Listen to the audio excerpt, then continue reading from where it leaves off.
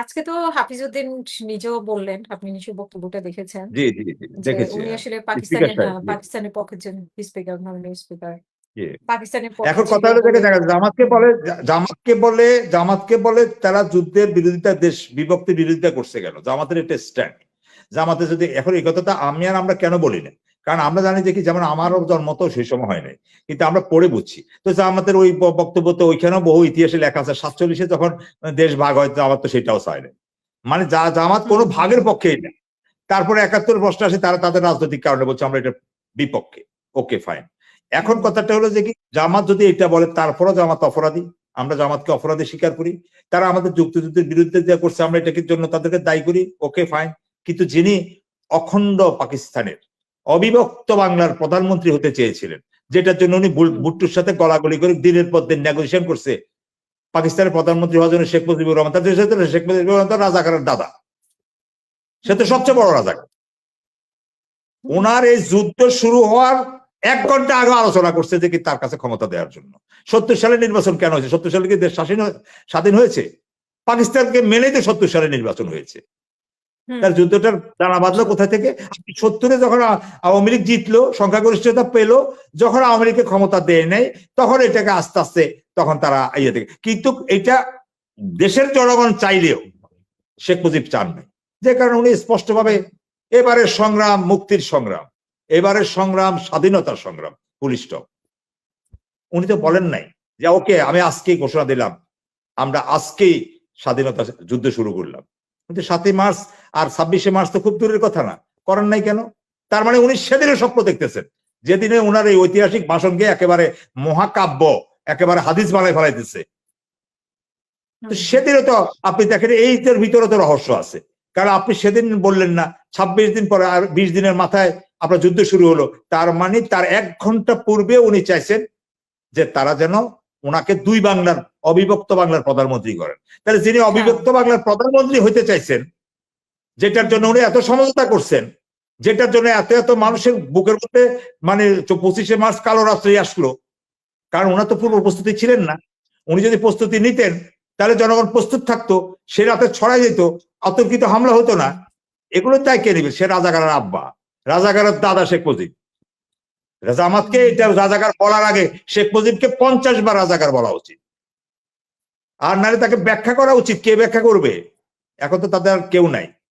তো ব্যাখ্যা করতে হবে যে কেন 7ই মার্চ স্পষ্টত স্বাধীনতার ঘোষণা আসলো না। আপনি কার হুম, জন্য, কিসের জন্য 25 তারিখ পর্যন্ত আপনাকে অপেক্ষা করতে হলো, এবং কিসের জন্য, আবার কার বদৌলতে আপনাকে আবার বিশেষ ব্যবস্থাপনায় আপনাকে পাকিস্তান নিয়ে যাওয়া হলো? কেন আপনার জন্য টেপ রেকর্ডার নিয়ে যাওয়ার পরেও ডক্টর কামাল হোসেনরা আপনি কেন স্বাধীনতার ঘোষণা দেননি? এবং আপনার অন্যান্য যারা অনুষঙ্গ ছিল ঠিক তাদেরকে নিয়ে আপনি পাকিস্তানেই গেলেন। আর যারা ছিল হুম, তারা আপনার ইন্দিরা গান্ধীর ইয়েতে গিয়ে কলকাতাতে তারা কি জানি একটা ক্যাম্প করছে, সে ক্যাম্পে, হ্যাঁ, তারা সেখানে আরাম আয়েশ করছে, আর বাংলাদেশের মানুষ যুদ্ধ করছে। বাংলাদেশের সেনাবাহিনীরা মানে জীবনের মানে তারা জানে তাদের ফাঁসি হবে, তারা বিদ্রোহ করে, হুম, রিভোল্ট করে, এই কর্নেল অলি সাহেবরা, মেজর জিয়াউর রহমান সাহেবের অধীনে, এই তারা তো প্রশিক্ষিত, তারা সেখান থেকে যে হুম, যতজন ছিল, সংখ্যা যত চাই ছিল পাকিস্তান আমলে, সবাই মোটামুটি ভাবে অলমোস্ট 90% সেনা কর্মকর্তারা এসে, এরশাদ সাহেব সহ অনেকে আসেন নাই। তারা বিভিন্ন তালবাহানা এখন দেন, এরশাদ সাহেবও বেঁচে থাকতে দিয়েছেন, কেন আসতে পারেন নাই, কি হয় নাই, হুম, ওনার খুব ইচ্ছা ছিল, আকাঙ্ক্ষা ছিল।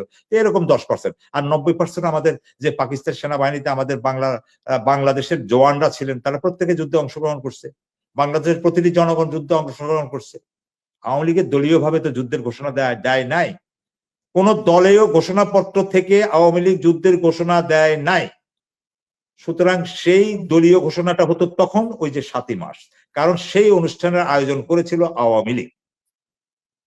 তাহলে আপনি 20 দিন হুম, অপেক্ষা করছেন অবিভক্ত বাংলার প্রধানমন্ত্রী হওয়ার জন্য। সুতরাং আপনাদের মুখে স্বাধীনতার চেতনা মেতনা এগুলো আপনাদের মুখে মানায় না। স্বাধীনতা আমাদের প্রাপ্য। আমাদের এখন কর্নেল। জওয়ানরা, আমাদের সেনাবাহিনী, আমাদের জনগণ আমাদের স্বাধীনতা এনে দিছে। আমরা পতাকা পাইছি, ভূখণ্ড পাইছি। এরপরে আসি তো আমাদের সম্পদ লুট করছে কে? স্বাধীনতার পরে আমাদের সকল মালামাল, বাংলাদেশ ব্যাংক, বোল্ট সব লুট করে কে নিয়ে গেছে? ইন্ডিয়া, সেই মিত্র বাহিনী। সেটাও যদি জিয়াউর রহমান, মেজর জলিলরা যদি সেদিন সেটাতে বাধা হয়ে না দাঁড়াতেন, তাহলে আপনি অনেক কিছুই পেলেন, আর পাওয়াই যেত না। হুম।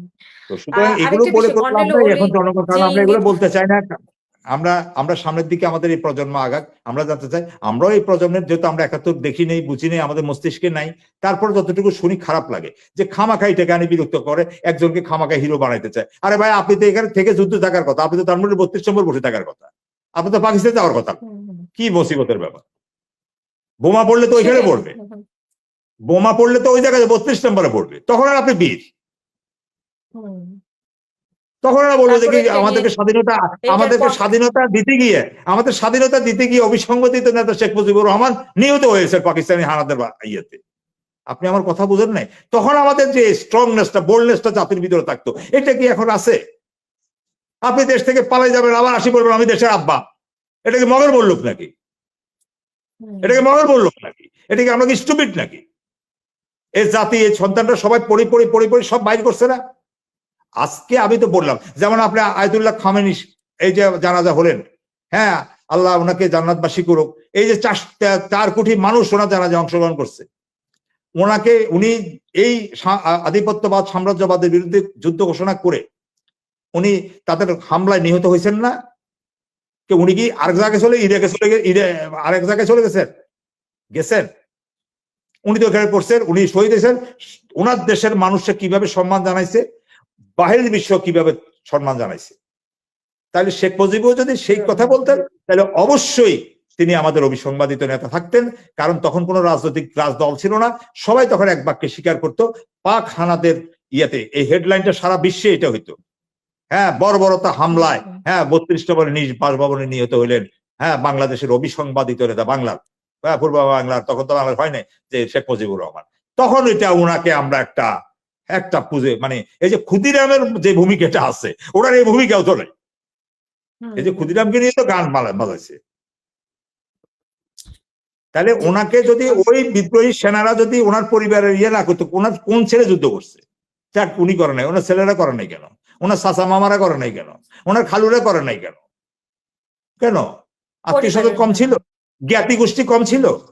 এখন আসছে মুক্তিযুদ্ধের ইজারা নিতে, পাটপাড়িরা জায়গা পায় না, তারা হলো রাজাকার সর্দার না হলে শেখ হাসিনার ছেলে জয় হওয়ার সময় তারা হেলিকপ্টারে আর্মি হাসপাতালে নেয় কেন পাকিস্তান সেনাবাহিনী? শেখ মুজিবুর রহমান সাহেবের মাকে পিজি হাসপাতালে আনে কেন হেলিকপ্টার দিয়ে টুঙ্গিপাড়া থেকে?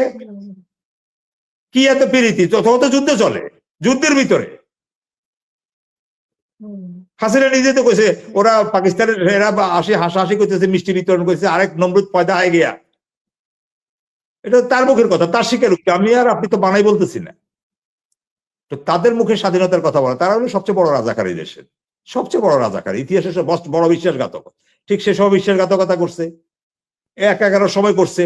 11 সময় হাসিনা ইয়েতে চলে যায় নাই, কারণ চিকিৎসা করাবে বলে।